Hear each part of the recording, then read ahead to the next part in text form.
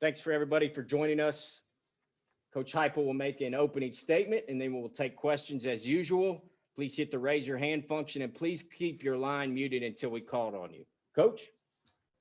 Hey, everybody, appreciate y'all being here. Great day for Tennessee football. Obviously, our first spring football game here is a new staff with our players. So appreciative of the fans that came out. Man, had a ton of attendance today. Obviously, with the uncertainty of the weather, they showed out in great fashion and brought a lot of energy to the stadium. I know our players and staff appreciate that. To the VFLs that came back, man, so many guys that came back and were a part of this weekend with our current players and obviously all the guys have an opportunity to get together. Brought a ton of energy just to the program. And for me, obviously, I spoke about it in my introductory press conference. The VFL experience, being able to relate back to experiences and what they've learned, but understanding that this is a Tennessee football family that is together always and forever. Former players and obviously current players as well. Great weekend. I want to mention one guy in particular, just a unique opportunity to get a chance to spend time with Al Wilson, and special year for him being inducted into the College Football Hall of Fame. Obviously, he was one of the greats that have ever played here and played this game. Opportunity to get to know him and who he is and what he's about and what he's giving back to Tennessee football. Great opportunity to spend some time with him. Proud of this team this spring, man.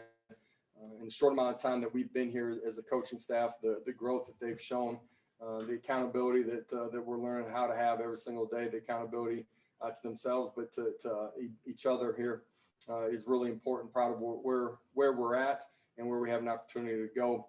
A group that's becoming connected, playing for each other, and growing in the right ways. Proud of what they've done here. Obviously, we got a big portion of our offseason here coming up as we get into summer conditioning. With that, I'm going to open it up to some questions.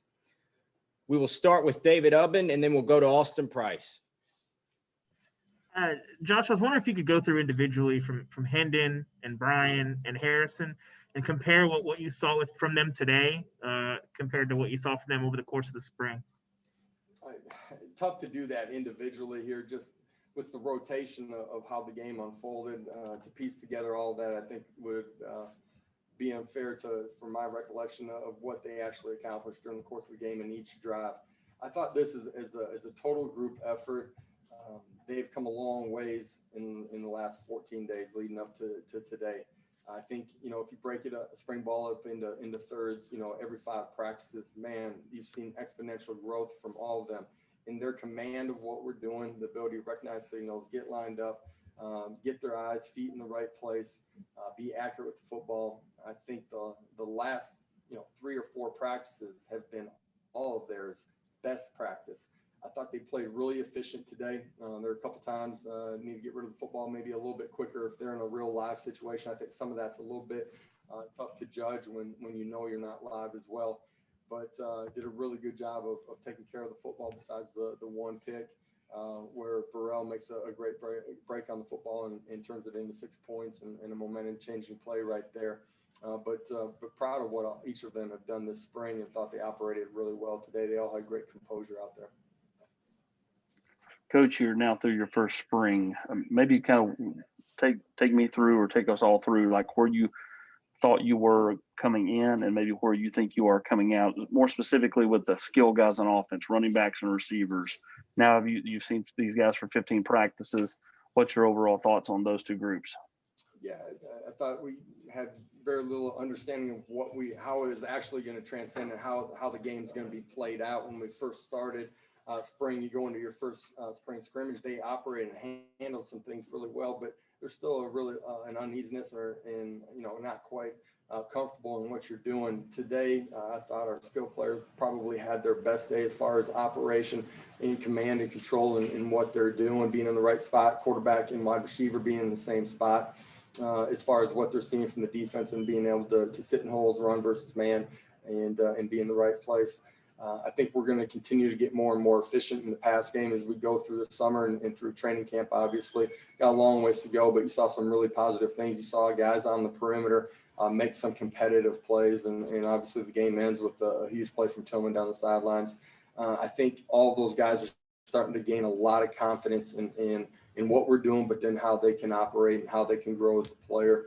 You've seen Tillman get better every single day. You've seen Bayless Jones get better every single day.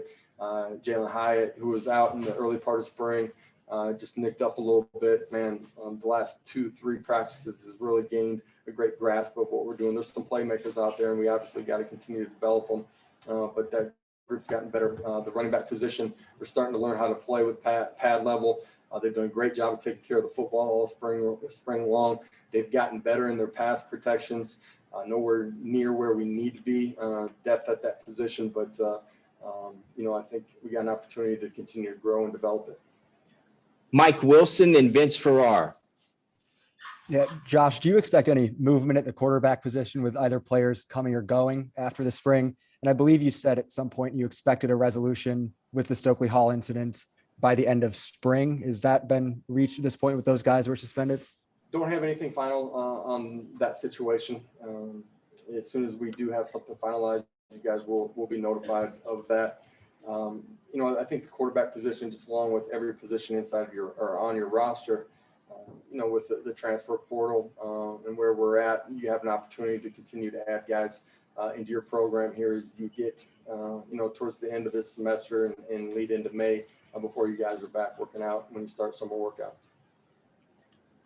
Josh, I'm sorry. Go ahead, Vince. Yep. All right.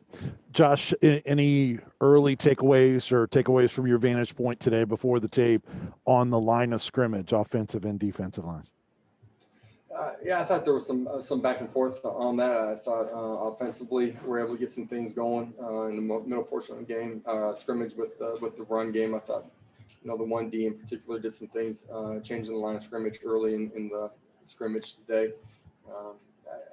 It's been back and forth. I feel like we're developing some depth on the offensive line, need some depth on the defensive line. We're thin at that position. We got to continue to develop the guys that we got and potentially add some guys there. Ben McKee, then Jimmy Himes. Josh, just as you conclude spring practice and build into the summer and work towards fall camp, what's kind of at the top of your to-do list that you would like to see accomplished as you build towards fall camp? I think it's still the growth and accountability, the ability to do what you're supposed to, when you're supposed to, the way you're supposed to, all the time, not some of it. We've come a long ways in that. We still have a long ways to go. There's accountability to yourself. There's accountability to your teammate. We're learning how to have the locker room be accountable to each other. There's starting to be a sense of ownership from some of our guys inside the locker room that it matters to and understand the standard of what it's going to mean to be a Tennessee football player. We got to continue to connect. We're early in our development there. And when I say that, I'm talking player to player, but I'm also talking coach to player as well as we build who and what the foundation of Tennessee football is going to be. When we get back, when we finish the semester and when we get back, we got to continue to develop ourselves personally as far as the strength and conditioning side of it with our football team. We got to get stronger. We got to develop our speed. We got to develop the ability to bend and play with better pad level. And all that comes from what we do inside of strength and conditioning. We got to continue to develop there. June and July, the third quarter of our off season is going to be absolutely critical to put ourselves in the right position heading into training camp. Josh, approximately what percentage of your offensive scheme and your defensive scheme do you think you inserted into the spring?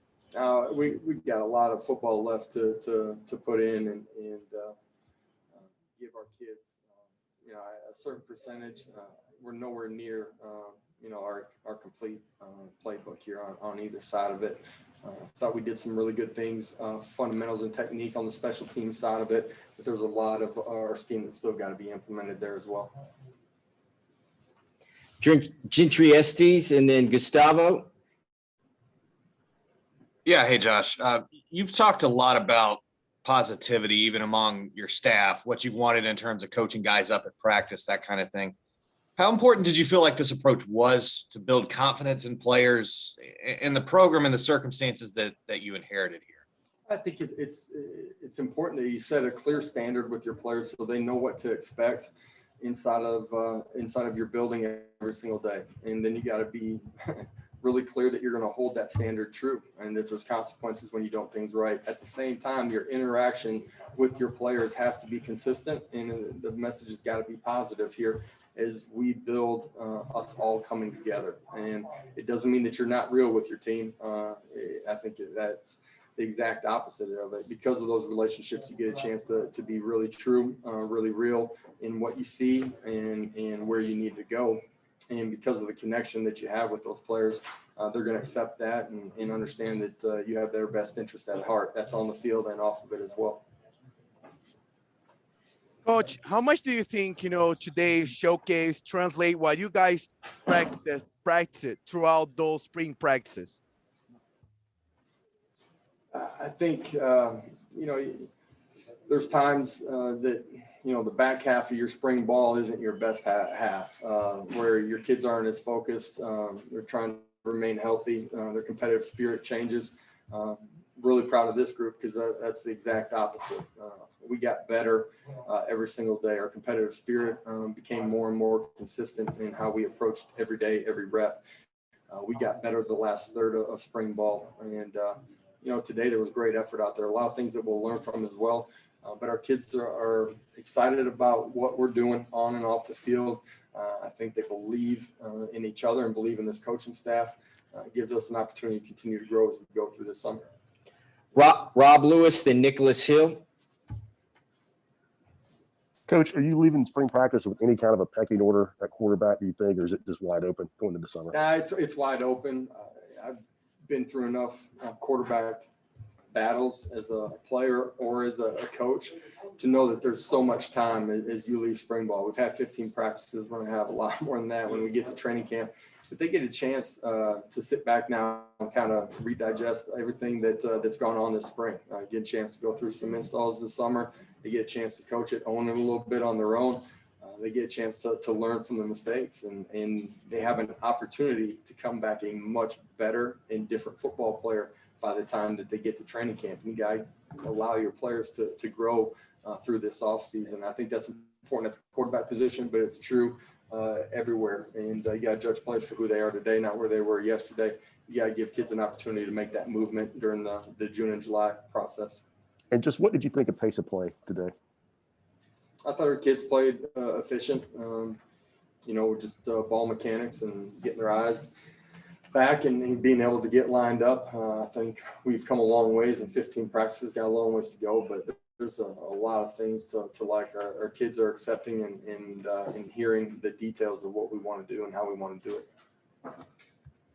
Coach, how would you evaluate your secondary today and just how they adjusted to the pace of play that you guys have thrown at them throughout the entire practice and during the spring game today, and how that might help them in the future? Yeah, I think they made some plays today. I thought they tackled pretty well in space today. Without going back and watching the tape, I thought there were a bunch of positives from individuals and collectively as a group. Defensively, they've grown in how to operate, the ability to communicate with the tempo that we play at. When we do see tempo, our guys will be ready to handle that. And I think there's a lot of positives for your defense, forcing them to reset their mind, get to the next play immediately, and how to operate. And they've continued to grow that way. Last question, Trey Wallace. Coach, when you along the defensive line, can you update the status of Darrell Middleton, please? There were just a few guys inside of the program that weren't available today, but believe that those guys will be back with us here as we move forward. Okay. And what did you think of their presence along the defensive line today and getting pressure? I thought early they did some really good things getting pressure. Late, I felt like the line of scrimmage maybe tilted in advantage of the other side at times. We're thin at that position, so those guys got more plays on the defensive line than anybody on the football team. But that's a group that, during the course of a spring scrimmage, quarterback's not live, right? So it's hard to tell. Sometimes they have opportunities to make plays and are forced to pull off. But I thought collectively as a group, they played hard. All right. Thank you, Coach. We'll have players shortly. Thanks, guys. Appreciate it.